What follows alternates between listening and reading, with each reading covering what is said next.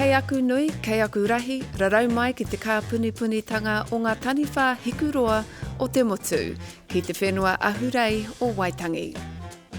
Welcome to Mata with me, Mihingarangi Forbes, made with the support of the Māngai Pāho and New Zealand On Air. This special bonus episode is recorded here at Waitangi and features an extended interview with a Minister of the Crown, someone who cut their teeth on the treaty grounds many decades ago. It is, of course, protester turned politician, New Zealand First's Shane Jones. Tēnā koe e te minita. I ke atu koe ki te pai o Ratana, hara mai ki Waitangi. You said to that pai at Ratana to come to Waitangi to have a kōrero. And they came, in their hundreds they came, and they asked on the marae, where was Shane? Where was Matua Shane?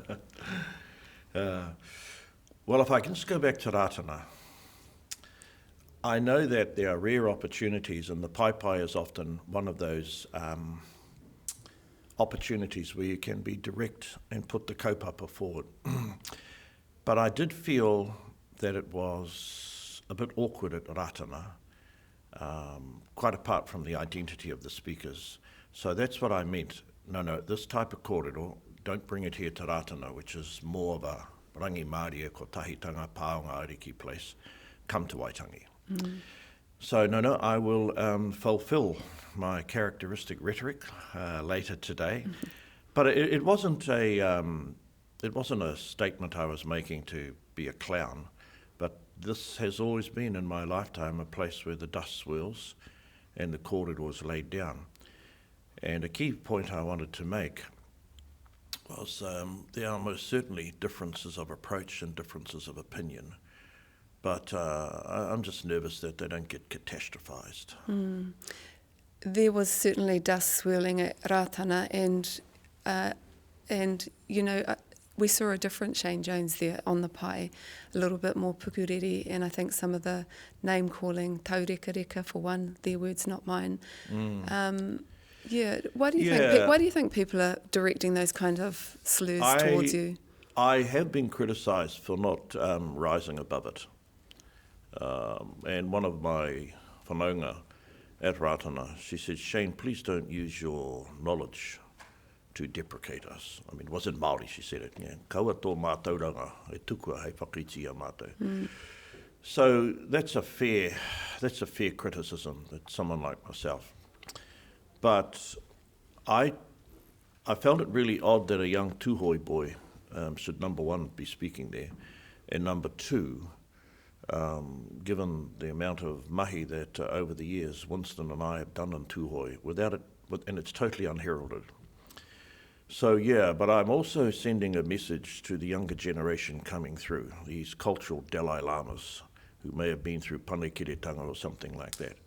When you stand and talk to me, and if you're not going to deliver it with dignity and respect, don't cry when I serve it right back to you, because that was my upbringing, being put in our places, sat down by the tohungas of that time, including Pumi from Tainui, including my own uncles, Reverend Matutaira, Ihaka. So it's a little bit of a message to the young ones coming through. I mean, I'm happy that there's a whole generation coming to recover the pai, and Hedini Mohomead made the point that they're probably stronger in a lot of marae culture and bilingualism than my generation were. But when you sort of encounter someone like myself, you be on your best behaviour.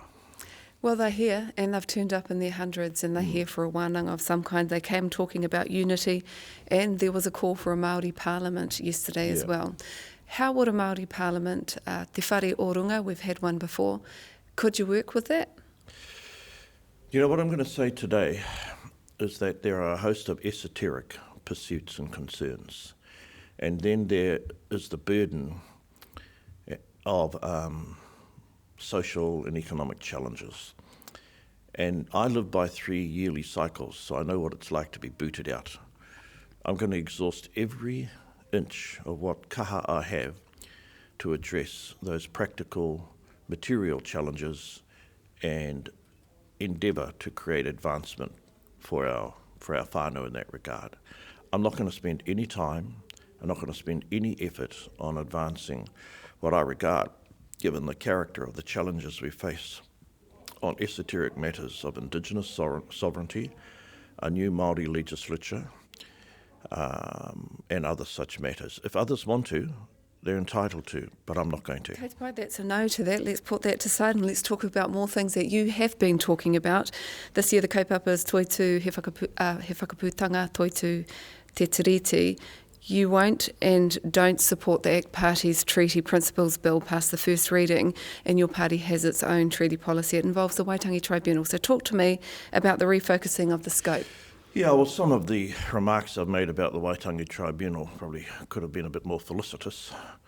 But what we want to do is just to review, after 50 years of its operation, its purpose, what worth is it creating by pursuing these large kaupapa claims, on whose behalf is it doing it, and is it time, as we race towards 2040, to refocus and repurpose the future Waitangi Tribunal.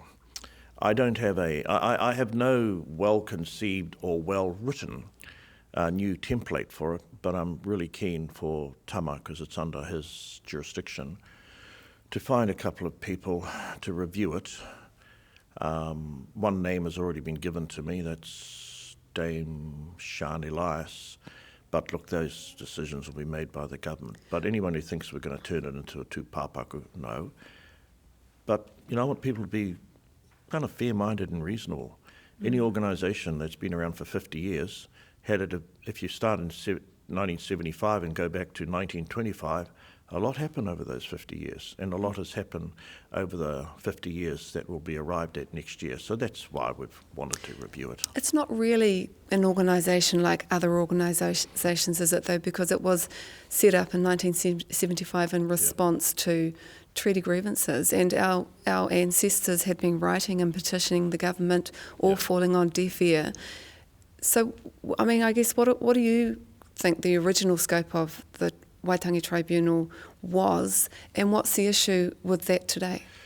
I look at New Zealand where it is today, and I look at the multi-ethnic, multi-dimensional, and I'm horrified by the prospect. By 2040, there could be 7 million people living in New Zealand. So if iwi are concerned at the moment about what they sense as marginalisation, how come no iwi leader is standing with me and challenging the mass immigration coming into New Zealand? Not one single iwi leader. But no, they carry on about these esoteric things to do with a new parliament or principles of the treaty. And every year, another 100,000 of migrants come to New Zealand. To me, that's more of a threat to our coherence and to the foundation influences that have built New Zealand. Sadly, I've tried to campaign on it, but I've always found I've been a voice in the wilderness. No iwi would ever stand with me on this issue. To be fair to iwi and iwi leaders, though, they have never had a position of any influence or power in immigration in the first place. Well, I put to you that iwi leaders and people in a position of influence there, if you want political power, take it. If you want political power, create momentum, build a kaupapa and drive it. Now, no doubt that's what they believe they're doing after Tūranga Waiwai, but to what end? Come back to the kaupapa claims, because I just need to come back to this Waitangi now back thing. On the claims. So tell me what your issue is. So you believe that there was a scope for the Waitangi Tribunal in the early days with historic claims and all those. Mm-hmm. You have an issue with the kaupapa claims. Tell me about that. Yeah, so the constitutional claim, if I can start there, you know as well as I do, I think Paul Reeves did some constitutional thing, Margaret Wilson had some constitutional thing, Satipene was involved in a constitutional thing. If you want to change the constitution of your country, I'm of the view, because I'm a parliamentarian and I live or die by democratic will, you go and seek the endorsement of the country. And I just do not see the mahi that the tribunal is doing in that regard as either a priority for the whānau, or indeed something that's going to be embraced at this point in time by voters. So I asked myself, on whose behalf is the Waitangi Tribunal doing this? It's a court of inquiry. It barely has powers. It's not binding. All they're able to do is to review and do that important mahi with those amazing minds and those experts that are in there, and then it's for government to do. So are you asking too much of the Waitangi Tribunal? Well, if you're going to have a constitutional inquiry, it has to be on the binary. It has to be beyond the binary conception of the Crown and Māori. Now, I know I sound unpopular saying this, but I say to a lot of the iwi leaders who perhaps want that, come and live in my world. You know, we have a rapidly changing demography in New Zealand, and unless parliamentarians stand against that, then matters, and I do. I'd rather see our own people and our own infrastructure and our own country resilience boosted before we bring too many more people into the country. But on the question of the Waitangi Tribunal, I just fear it could be mission creep, because let's face it, after the historical claims and the regional inquiries, there is a question to be raised, well, what is it, what's your purpose now? And you know, you could argue that, well, each week, each month, there's a new decision made by the Crown that is arguably at odds with iwi conception of the treaty, and we've got the smoking one, and we've got the reo one, and Waitangi have got their claim. But, you know, I say to you, Mihi, a lot of those changes, we went out and asked for the votes of New Zealanders for those changes. Let's come back to the Waitangi Tribunal, because it's the only place in the country that Māori can actually go to challenge the government's failures. And so until, you know, some might argue until Article 2 and 3 have been achieved by the Crown, then there is a place for kaupapa claims like health. When you look at the tamariki Māori have the highest hospitalisation of preventable diseases. Let's use rheumatic fever, and you and I both know that if you have rheumatic fever, then you're more likely to die of heart disease when you're older. So who's going to be challenging the Crown for the failure of those gaping gaps? So probably I just have a different conception. I just cannot see how the Waitangi Tribunal, in focusing on these broad, large, rolling claims, is going to change the frontline delivery of services, and God knows they need to change. And I've ended up putting my effort and sweat and equity into politics, into campaigning, into electoral fights to effect those changes. But I don't want anyone thinking that New Zealand First is going to eradicate the tribunal. We don't. Number one, we don't have the power to. Number two, we don't have a mandate to. Well, but we certainly are going to review it. If you're going to redefine the scope and you're going to get rid of kaupapa plans, give me the plan of closing the gap in health.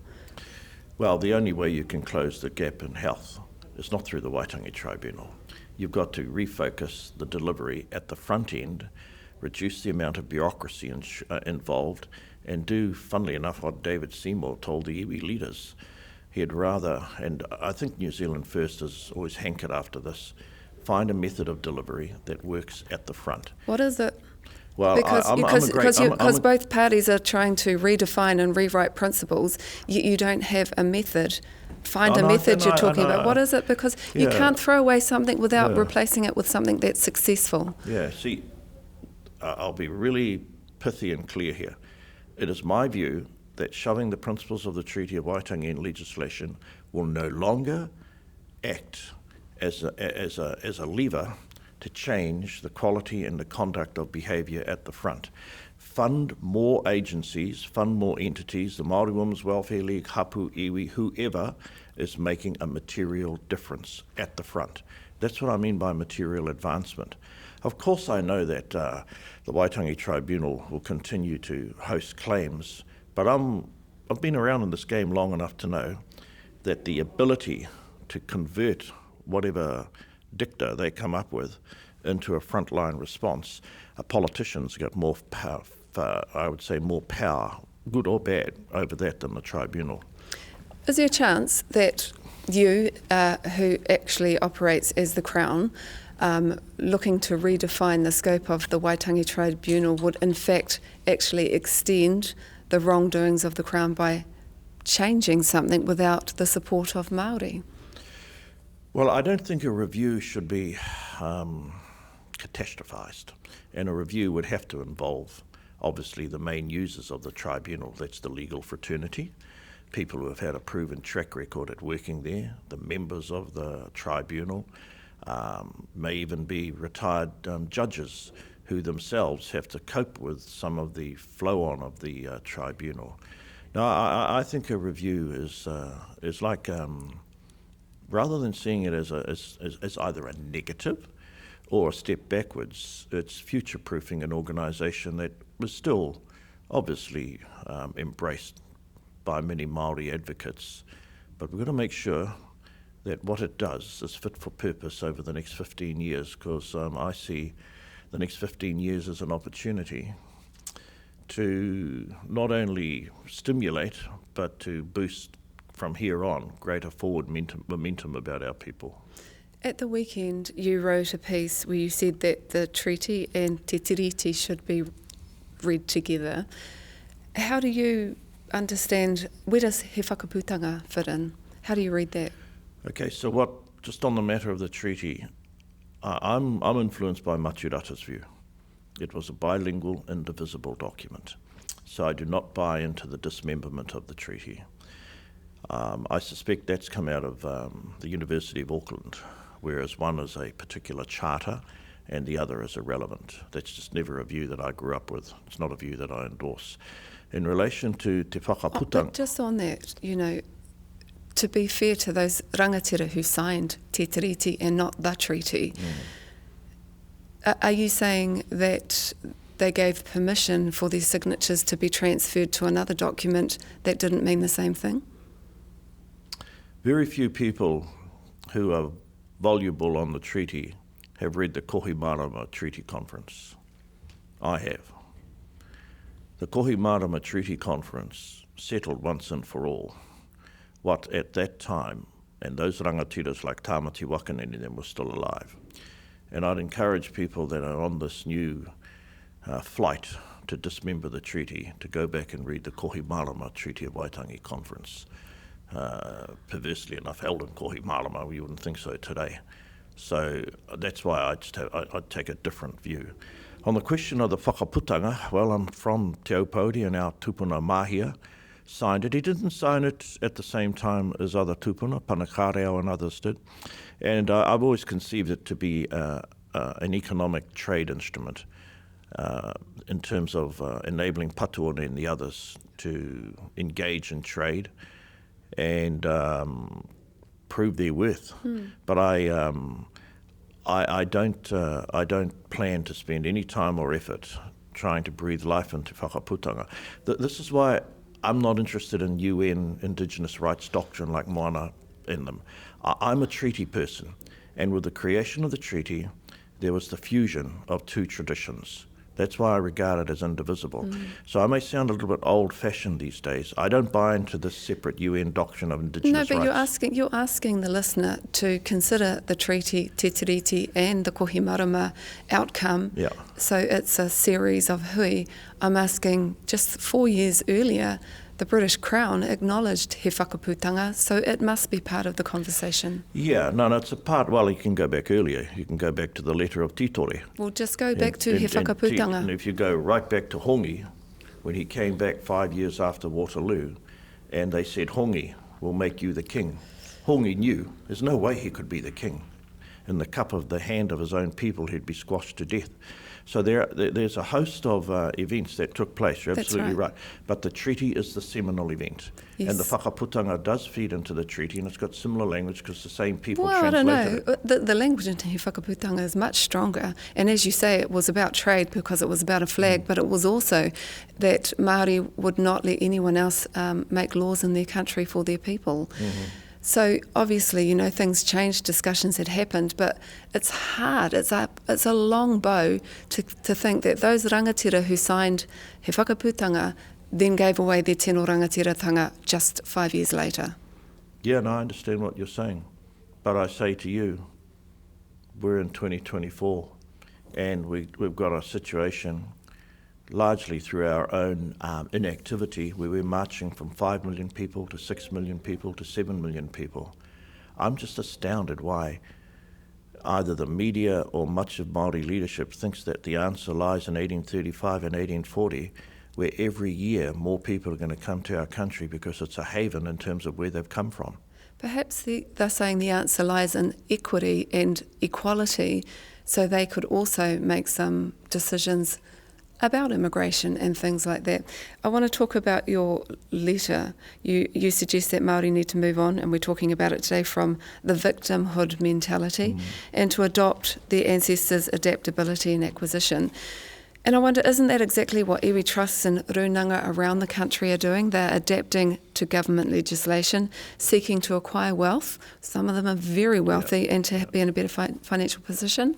So who are the victims you're talking about? Oh, when I use that word, I've had a gutsful of the concept of decolonisation. I've had a gutsful of blaming the colonial burden of what I see in Kaitai, Kaikohe and various other parts every day. Now, you have to be careful that you don't victim shame.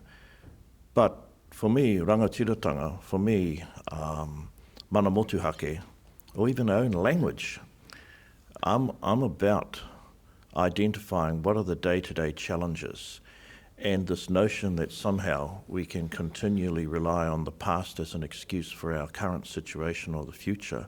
I'm just never, ever going to agree with that. Would you have called yourself a victim when you were part of Te Kawariki back in the 80s?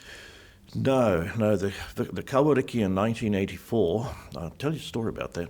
Kawariki in 1980, we went down to the Tūranga Waiwaihui called by the Ecumenical Council of Churches, Rob Cooper and Mānuka Henare. I'm not entirely sure what their role was. And then we headed back home, and our focus on the Kawariki was rights. In fact, I've still got the pamphlet. It was have your rights been for language, fulfilled? Fishing rights, land rights. Oh, I think we've done a tremendous job in recovering rights. The issue that we haven't advanced is material advancement.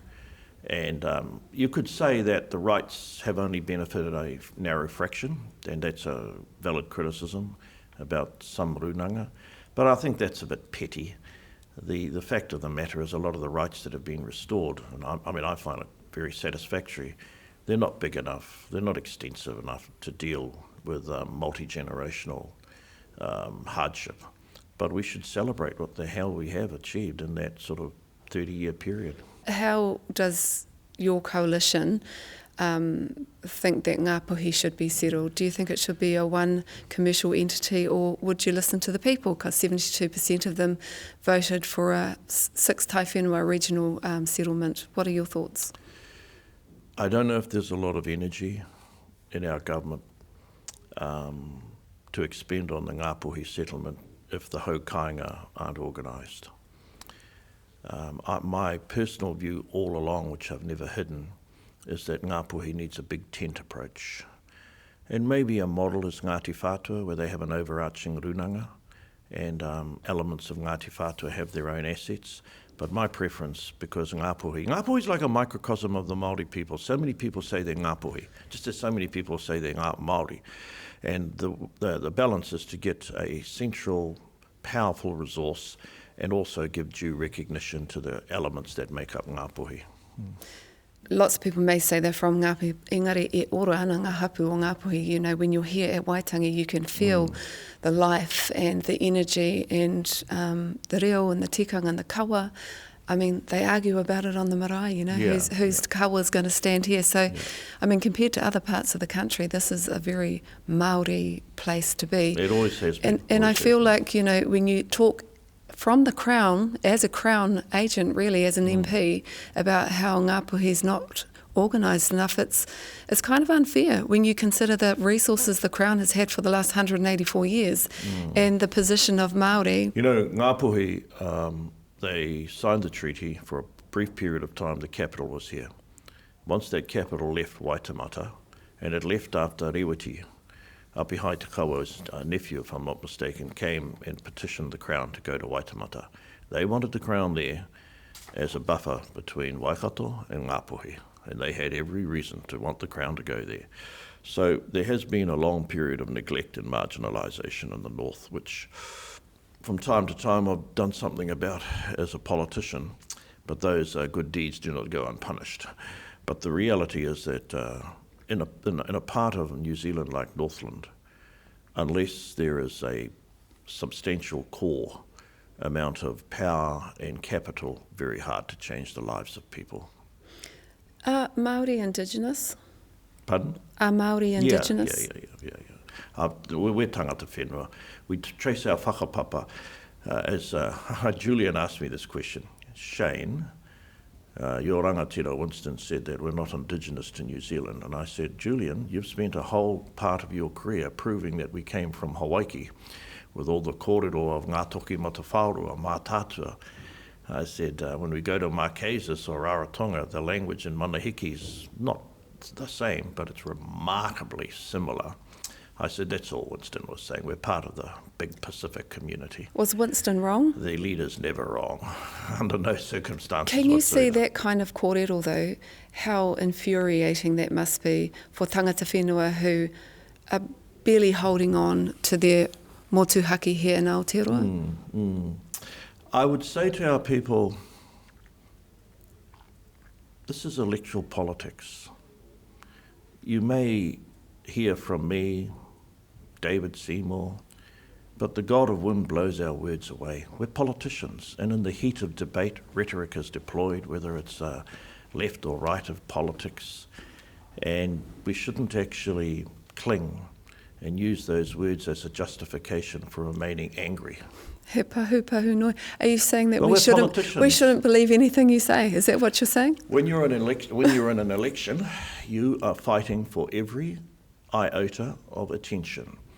And, for example, I said that you could kill every cow tomorrow and you wouldn't change the climate. Obviously, that's hyperbole. Of course, we need to be very mindful of the climate. And, you know, we deploy rhetoric. I'd argue that some of the best people at deploying hyperbole and rhetoric are our Māori orators themselves.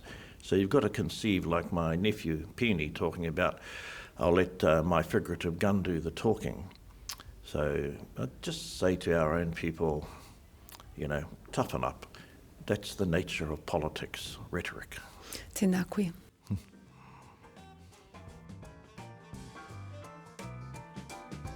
Kāti, ko ke he te kaupapa mō tēnei wā. Ka nui te mihi ki ngā ringa hora kia irirangi te motu me te Māngai Pāho. We'll be back with more mata in March. Meanwhile, you can catch our extended interview with ACT leader David Seymour. Nō horo mai.